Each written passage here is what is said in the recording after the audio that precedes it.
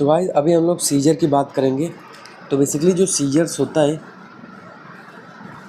Seizures तो basically क्या होता है, hyper excitement of the neuron. Basically इसको हम लोग क्या बोलते हैं, सीजर्स बोलते हैं। और जो बेसिकली सीजर्स होता है ना, और मेनली हम लोग यहाँ पे कौन सा सीजर देखेंगे, वो सीजर देखेंगे जिसको हम लोग बोलते हैं स्टेटस एपिलेप्टिकस। ठीक है, तो स्टेटस एपिलेप्टिकस की बात करेंगे हम लोग उसमें। तो बेसिकली अगर जो अब स्टेटस एपिलेप्टिकस क्या होता है, अगर मेरा सीजर ग्रेटर देन 5 मिनट तक है तो उसको हम लोग क्या बोलते हैं, स्टेटस एपिलेप्टिकस बोलते हैं। या फिर जो मेरा सीजर है, अभी क्या होता है ना, अभी डेफिनेशन में चेंज होकर अगर कोई भी पेशेंट एक्टिव सीजर लेके आ रहा है ना, तो उसको हम लोग एज ए ट्रीटमेंट कैसे करेंगे, ट्रीटमेंट हम लोग उसको कैसे करेंगे, स्टेटस एपिलेप्टिकस समझ के ही करेंगे। ठीक है, तो सबसे पहले जो सीजर्स होता है, जैसे अपने को पता होता है नॉर्मली फोकल सीजर क्या होता है, उसके बाद जनरलाइज टोनिक क्लोनिक सीजर क्या होता है ना, पार्शियल सीजर हो गया वो, उसके बाद जो होता है को उसके बाद जनरलाइज सीजर हो गया। तो बेसिकली हम लोग यहाँ पे बस बात करेंगे स्टेटस एपिलेप्टिकस के बारे में। कोई भी एक्टिव सीजर को भी हम लोग क्या कंसिडर करेंगे यहाँ पे, स्टेटस एपिलेप्टिकस। तो गाइस जो बेसिकली स्टेटस एपिलेप्टिकस होता है ना, सबसे पहले इसमें जब पेशेंट आता है तो सबसे पहले उसका मेंटेन क्या करना है, airway, breathing and circulation. Airway को कैसे हम लोग मैनेज करेंगे कि सपोज क्या करेंगे, जस्ट अ सेकेंड। तो यहाँ पे हम लोग क्या करेंगे, सक्शन। जैसे भी अगर जैसे अपने को सिक्रेशन वगैरह लग रहा है ना, तो उसको सक्शन करेंगे, ओपीए वगैरह डाल के या फिर एनपीए वगैरह डाल के हम लोग उसको क्या करेंगे, सक्शन करेंगे। ठीक है, उसके बाद ब्रीदिंग में गाइस हम लोग इसमें क्या करेंगे, पेशेंट का सैचुरेशन देखेंगे। अगर पेशेंट में सैचुरेशन ड्रॉप हो रहा है तो उसमें पहले ऑक्सीजन हम लोग पेशेंट में लगा देंगे। पहले हम लोग क्या करेंगे, फेस मास्क से लगाएंगे। अगर नहीं कंट्रोल हुआ तो हम लोग उसको बाईपैप रखेंगे। फिर नहीं कंट्रोल हुआ तो हम लोग उसको वेंटिलेट करना पड़ जाता है ना। तो उसको हम लोग ब्रीदिंग को देखेंगे, तो एयर वे को हम लोग पेटेंट करेंगे। ठीक है, मतलब वहाँ पे हम लोग को सैचुरेशन इंपॉर्टेंट है ब्रीदिंग में। ठीक है, सर्कुलेशन में गाइस अपन क्या देखेंगे, बीपी एंड हार्ट रेट, मतलब पल्स रेट देखते हैं। सपोज अगर बीपी अगर डाउन है तो मैं क्या दूंगा, एनएस फ्लूइड दूंगा। और अगर सपोज फ्लूइड देने के बाद भी कंट्रोल नहीं हो रहा है तो आइनोट्रोपिक मैं क्या दूंगा, आइनोट्रोपिक ड्रग दूंगा। हार्ट रेट गाइस अगर क्या हो रहा है, अगर सपोज हार्ट रेट 0 हो गया है, जस्ट अ सेकेंड,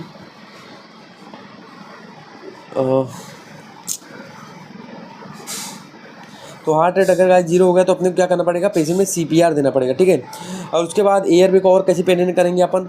सपोज कोई भी पेशेंट अनकॉन्शियस में आ रहा है ना, तो ब्रीदिंग, तो उसमें अनकॉन्शियस में आ रहा है तो उसमें हम लोग को चांस ऑफ एस्पिरेशन होता है तो एनजी ट्यूब डाल देंगे, या फिर इंट्यूबेट करके भी उसको एयर वे सिक्योर कर सकते हैं, या फिर एनजी ट्यूब से सिक्योर कर सकते हैं ना। अगर सपोज पेशेंट का सैचुरेशन ठीक है तो अपन एनजी ट्यूब से ही हम लोग क्या करेंगे, उसको एयर वे को क्या करेंगे, एनजी ट्यूब। सपोज अगर नॉर्मल फेस मास्क से हो रहा है या फिर नॉर्मली उसका सिचुएशन ठीक है तो एनजी ट्यूब से सिक्योर कर लेने का। अगर सपोज अनकॉन्शियस है और एयर वे भी ड्रॉप है तो वेंटिलेट कर देने का पेशेंट को। ठीक है, और तो इससे उसका एयर वे भी सिक्योर हो जाएगा, प्लस उसका एस्पिरेशन का भी, मतलब और एस्पिरेशन से भी उसका एयर वे सिक्योर हो जाएगा, प्लस उसका नॉर्मल जो है सिचुएशन भी नॉर्मल रहेगा, है ना। या तो अपन दोनों भी कर सकते हैं, ज़रूरी नहीं। सपोज अगर पेशेंट अनकॉन्शियस हो और उसका अनकॉन्शियस है पेशेंट, है ना। सेकेंड चीज़ क्या है, पेशेंट का सिचुएशन ड्रॉप है तो उसमें एनजी ट्यूब डाल देंगे हम लोग ताकि वो करे, और सिचुएशन वेंटिलेट करके पेशेंट को नॉन इन्वेसिव वेंटिलेशन पे रख देंगे। ठीक है, आर्टिफिशियल वेंटिलेशन पे। तो ये हो गया गाइस। उसके बाद ये हो गया, उसके बाद ABC अपन ने मेंटेन कर दिया। सेकेंड हम लोग क्या करेंगे, पेशेंट में हम लोग ड्रग्स, अब कौन कौन सी ड्रग्स आती है, तो सबसे पहले हम लोग यहाँ पे पेशेंट में मिडास, मतलब मिडाजोलम या फिर डायजीपाम देते हैं।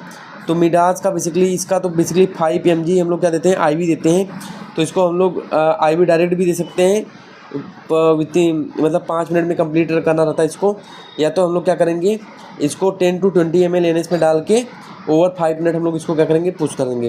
या तो मिडास जो होता है 5 mg पर 5 ml आता है, मतलब 1 mg 1 ml आता है। तो इसको गाइस हम लोग 10 to 20 ml एनएस में मिला के क्या करेंगे, पेशेंट को ओवर 5 मिनट में, ओवर 5 to 10 मिनट में क्या करेंगे, दे देंगे, है ना। याद रखना मैक्सिमम डोज इन लोगों का कितना होता है, 10 mg, मैक्सिमम 10 mg ज़्यादा अपने को नहीं देने का है। ठीक है, डायजीपाम बेसिकली नहीं प्रेफर करते हैं, मिडाजोलम पहले प्रेफर करते हैं क्योंकि ये क्या कराता है, रेस्पिरेटरी अटैक वगैरह करा देता है, कराता है, इसलिए हम लोग मिडास प्रेफर करते हैं। नॉर्मली अगर गाइस ना 2 ml मिडास भी देते हैं ना, तो नॉर्मली पेशेंट जो होता है ना, उसका सीजर जहाँ तक मैंने देखा है तो कंट्रोल हो जाता है, 2 ml से ही कंट्रोल हो जाता है सीजर। ठीक है, तो धीरे धीरे पुश करते रहना अपने को, जहाँ पे सीजर कंट्रोल हो जाए। सपोज मैंने 10 ml में मिला दिया है 5 ml एनएस, एनएस में मिला दिया, 10 ml एनएस में मिला दिया, 5 ml मिडास, और धीरे धीरे पुश करना है। जैसे कंट्रोल आना है तो बंद कर देने का, ज़रूरी नहीं है कि अपन पूरा देना अपने को, ठीक है।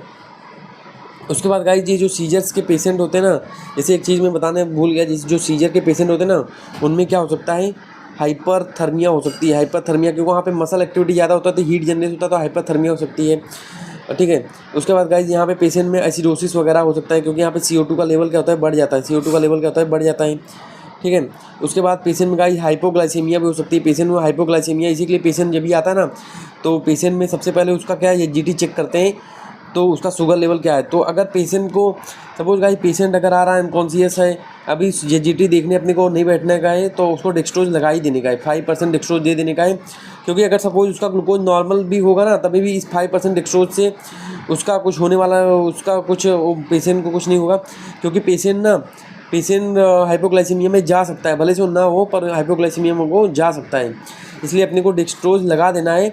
अगर पेशेंट को हाइपोग्लाइसीमिया है या नहीं है, फिर भी हम लोग को डेक्सट्रोज लगा देना है, ठीक है, डेक्सट्रोज का ड्रिप लगा देना है, ठीक है। ये हो गया।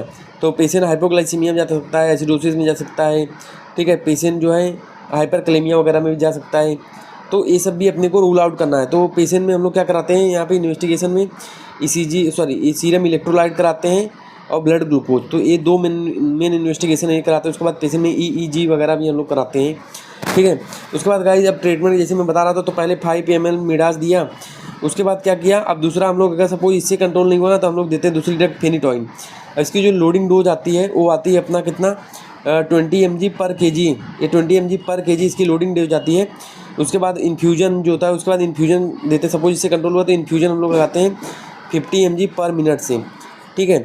अब गाइस सपोज इसके बाद भी कम कंट्रोल नहीं हुआ तो फेनोबार्बिटोल हम लोग देते हैं, ठीक है। अगर इसके बाद भी अगर कंट्रोल नहीं हुआ ना, तो हम लोग फेनोटॉइन का डोज हम लोग 5 to 10 mg से क्या करते हैं, इंक्रीज कर देते हैं, ठीक है। पर इसका जो साइड इफेक्ट होता है फेनोटॉइन का क्या होता है, टैचिकार्डिया और अरिथमिया करा सकता है, तो गाइस देख के इसका डोज बढ़ाने का है, ठीक है। उसके बाद 5 to 10 mg इसका डोज बढ़ा देने का है। उसके बाद भी अगर कंट्रोल नहीं हुआ, ठीक है, मतलब सबसे पहले मिडाजोलाम दिया, दूसरा क्या दिया मैंने फेनोटॉइन, फिर फेनोबार्बिटोन, उसके बाद फेनोटॉइन का डोज बढ़ा दिया। अगर नहीं हुआ तो उसको हम लोग मान लेते हैं क्या है, रिफ्रैक्टरी एपिलेप्टिकस है। रिफ्रैक्टरी एपिलेप्टिकस का मतलब उसको सब ड्रग से क्या हो गया है, रेजिस्टेंस हो गया है। हर एंटी एपिलेप्टिकस ड्रग से क्या हो गया है, रेजिस्टेंस हो गया है, उसका सीजर जा नहीं रहा है, तो उसको हम लोग बोलते हैं रिफ्रैक्टरी एपिलेप्टिकस। तो उसको हम लोग ट्रीटमेंट गाइस क्या करते हैं, GA दे देते हैं, जनरल एनेस्थीसिया दे देते हैं, और पेशेंट को ICU में शिफ्ट करके वेंटिलेट कर देते हैं, जी देखिए, ठीक है। आर्टिफिशियल वेंटिलेशन उसको हम लोग रख देते हैं। और याद रखना गाइस एक और प्रिकॉशन की पेशेंट जैसे ही सीजर आ रहा है ना, उसको कुछ नहीं करना है अपने को, हाँ बस अगल बगल उसके पास अगर कुछ चीज़ है उसको हटा देना है, ताकि पेशेंट को जो है और सर के नीचे उसके तकिया लगा देने के, और पेशेंट के गाइस ना उसके जो है माउथ में अपना उंगली नहीं डालना है, क्योंकि क्या होता है वो काट भी सकता है, ठीक है। तो उंगली नहीं डालना है, पेशेंट को जो प्रोसेस हो रहा है ना होने देना है, कुछ टाइम के लिए देखने का है, ठीक है। उसके साथ कुछ भी छिड़कानी नहीं करनी है, बस उसकी क्या करना, अगल बगल जो चीज़ें रहेंगी हटा देना, ताकि उसको जो है मतलब उस पर गिर भी ना जाए। सेकेंड चीज़ गाइस क्या होता है, पेशेंट के हेड पे तकिया लगा देना, ताकि हेड इंजरी वगैरह ना हो उसको, ठीक है। तो ये हो गया। उसके बाद गाइस अभी पेशेंट जिसे सपोज ठीक हो गया, उसके बाद अपन पोस्ट एपिलेप्टिकस में क्या ट्रीटमेंट करते हैं, तो पेशेंट को हम लोग सपोज GTCS अगर है पेशेंट ना, GTCS है, तो उसको हम लोग टैबलेट फेनिटॉइन हम लोग दे सकते हैं 200 mg BD दे सकते हैं, या फिर टैबलेट वॉलप्रोएट आता है ना, टैबलेट वॉलप्रोइक एसिड आता है 500 mg OBD दे सकते हैं। अगर सपोज गाइस अगर फोकल सीजर है ना, पेशेंट में फोकल सीजर है, तो हम लोग क्या कार्बामेजेपिन देते हैं, ये हम लोग क्या देते हैं 100 mg BD, ठीक है, 100 mg BD देते हैं। तो गाइस कार्बामेजेपिन का बेसिकली 100 mg OD देते हैं, 100 mg OD देते हैं, बाकी इनको क्या देते हैं BD देते हैं। तो गाइस ये पूरा टॉपिक समझा होगा सीजर को हम लोग कैसे मैनेज करते हैं। तो this is all about the active seizure. तो बेसिकली एक्टिव सीजर में 2 बात का ध्यान रखना, पहले उसका ऑक्सीजनेशन, पेशेंट को तुरंत ऑक्सीजन लगा देना है, दूसरा उसको मिडास दे देना है। तो बेसिकली मैक्सिमम पेशेंट तो इससे ही रिकवर हो जाते हैं। तो 2 ml फ्लश करने का, थोड़ा सा 2 ml जो है धीरे धीरे करके पुश करने का, मतलब 5 ml में 10 ml में 5 ml डाल देने का और धीरे धीरे पुश करने का, तो 2 ml से ही काम चल जाता है। ये नहीं है तो 2 ml डायरेक्ट दे देने का, 2 ml डायरेक्ट IV दे देने का। अगर ये सब नहीं है, फ्लूइड वगैरह का जमाल नहीं करना है, तो 2 ml IV मिडाजोल डायरेक्ट दे देने का, ठीक है। तो उससे भी कंट्रोल में आ जाता है। तो guys this is all about the management of the seizures, basically status epilepticus.